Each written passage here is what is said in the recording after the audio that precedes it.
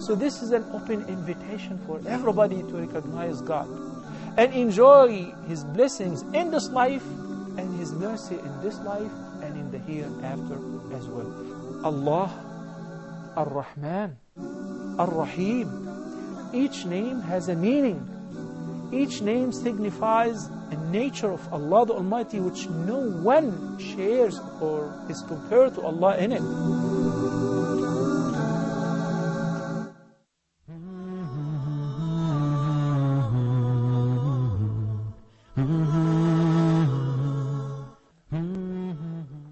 Assalamu alaikum wa rahmatullahi wa barakatuh, and welcome back. The people are ready to fight, and they're full of enthusiasm and encouragement. They would like to prove themselves worthy of being the servants of Allah. 50 men were on the Archer mountain, which is Aynain, hoping to be able to defend Islam and the Muslims. The remaining were on the battlefield, ready to fight of an army 3 times as big as theirs. On that spot, 1/3 of the Muslim army defected. And who would you guess that would be? Hypocrites. The hypocrites. Abdullah ibn Ubay ibn Salul took 300 of his men and said, Muhammad, you did not obey me when I told you not to fight outside of Medina. Fight on your own. And he left.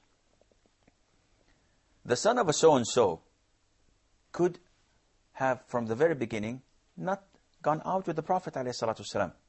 But he did this intentionally. He did this so that he would weaken the Muslims. Once they see 1/3 of their army defecting and retreating, and he wanted to strengthen the army of the polytheists. When they see that, and they say, now we're 4 times as big as they are, and better equipped. This caused a problem at the very beginning, because 2 tribes of the remaining Muslims had second thoughts. Banu Haritha and Banu Salama from the Ansar. But that was only a thought that crossed their mind. And soon after, Allah Azza wa Jal strengthened their hearts, and they decided to fight to the death with the Prophet ﷺ. And this was mentioned also in the Holy Quran, and they were supported and strengthened by the will of Allah. Otherwise they would have been with the hypocrites and doomed in hell forever. This was not a surprise, a big surprise to the Prophet ﷺ. On the contrary, this was a gift from Allah. Because in the Battle of Badr, Allah Azza wa Jal showed the people the true value of the polytheists who lost and were defeated. And in the Battle of Uhud, Allah the Almighty showed the people the true value of the hypocrites. And this teaches us that whenever you're doing something for Allah, your front should be solid and pure. You should not allow others with you when they have different agendas and hidden agendas. You all have to work on the same platform, rules, regulations, and platform. You have to share the same beliefs. But if you want to defend Islam, and the man next to you wants to gain, or wants to have, or to score a point, or want something politically motivated or economically motivated, then inevitably defeat will take place. This is a very important lesson we learn from this Battle of Uhud. The Prophet ﷺ is encouraging his companions. He's telling them that whoever fights with them, facing them, not giving them their back, whoever is patient, exactly as he said in Badr, he will end up in paradise with me. And everybody was looking forward to that honor, to die in the side of Allah, defending the Prophet of Allah, sallallahu alayhi wa sallam. He took a sword of his, a very strong one, and then said to the people, who would take this but would pay for it? So Ali advanced, Umar advanced, Az-Zubair ibn al-Awwam, they're all strong warriors of Islam. They all wanted to take this sword. The Prophet ﷺ did not give it to any one of them. They were astonished. And he kept on saying, who would take this sword and take it and give it its right? So Abu Dujana, Simak ibn Kharsha, stood up and said, Prophet of Allah, what is this sword's right that you want us to give? He said that you fight the polytheist until it breaks and bends. So he said, I'll take it, Prophet of Allah. And he gave it to Abu Dujana. So everybody was eager to begin the fight. On the other side, Abu Sufyan ibn Harb, the leader of the polytheist, and by the way, he accepted Islam 5 years later. May Allah be pleased with him. But at the time, he was a fierce enemy of Allah. And Safwan ibn Umayyah. Excuse me? And Safwan ibn Umayyah ibn Khalaf, the son of Umayyah ibn Khalaf, and also Ikrimah ibn Abi Jahl. Abu Jahl, who was killed in the Battle of Badr, his son was Ikrimah, and Ikrimah also became a good Muslim after 5 or 6 years. But at the time of Uhud, they were all enemies of Islam. Because you said Safwan ibn Umayyah and Abu Sufyan, both of them, they were the reason for the battle really to start and collected, the donations. Yes, that's true. And they were all enemies of Allah. But they all accepted Islam, subhanAllah, 5, 6 years later. And this also teaches us a lesson that never ever condemn someone and say that he's in hell forever. Because as long as he's breathing, you never know what Allah may do with him. He may transform and accept Islam in a matter of seconds. Like what happened to Umar himself. Umar, may Allah be pleased with him, was a fierce enemy of Islam. He used to attack the Muslims in Mecca. And once he took his sword and he went to the hiding place of the Prophet and his companions to kill him. And he was met by one of the Muslims. And he saw sparks coming out of his eyes. He saw this great anger and hatred.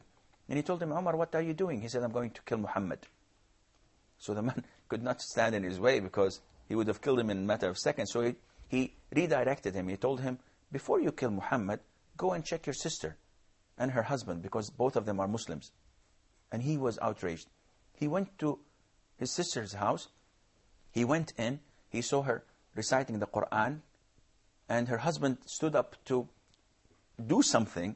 And he just pushed him, and he was pinned to the floor, fainted.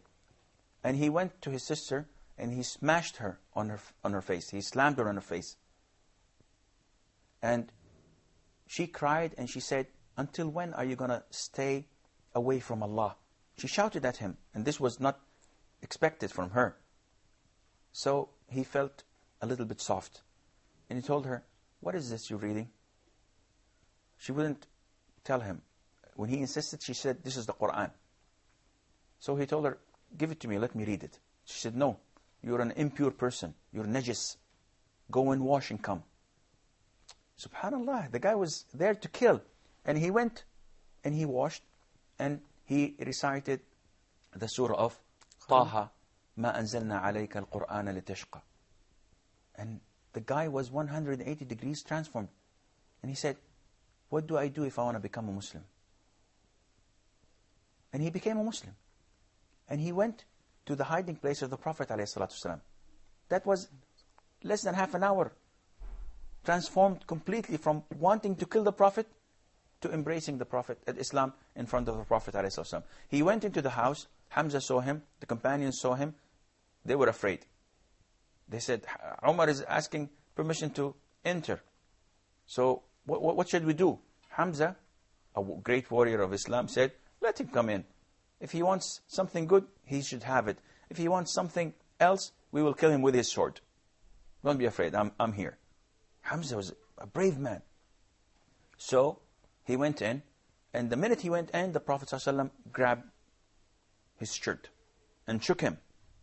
The Prophet wasn't afraid. Umar, isn't it time for you to become a Muslim? Immediately he said, Ashhadu an la ilaha illallah wa ashhadu anna Muhammadan Rasulullah. So you never, ever know when the guidance of Allah comes to a person. That is why never hope any hand on the country. And I had on the other side as well, we can't trust ourselves. Like I can't say about myself, I don't know if I'm in paradise. If I'm Muslim, I can't trust myself. Where will be my place? Jazakallah khair. That is exactly the true thing to say. We ourselves cannot guarantee that we will die as Muslims. And that is why we're always hoping and fearing.